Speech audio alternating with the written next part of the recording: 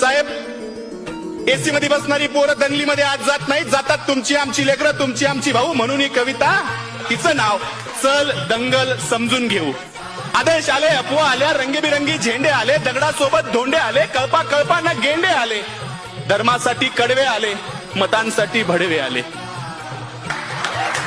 दंगल पेटली, घरं पेटले, दंगल पेटली, घरं पेटले, हलक्या मेंदूचे पेटून उठले, गाड्या तुटल्या, काचा फुटल्या, यात माणसांचं मरण झालं, ब्रेकिंग न्यूजला कारण झालं, पत्रकार घटनेच्या खोलात गेले, घटनास्थळीचे जेलात गेले.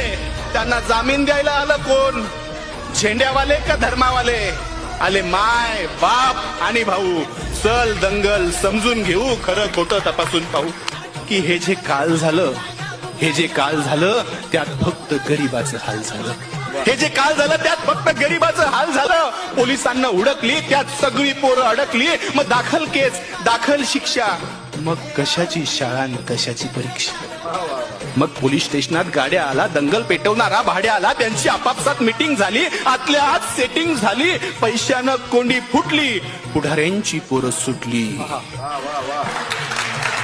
असं सगळं घडतं दंगलीच्या भोवताल, असं सगळं घडतं दंगलीच्या भोवताल. पेटवणाऱ्याची सुटतात, बाकी भाकरीसाठी मवताल.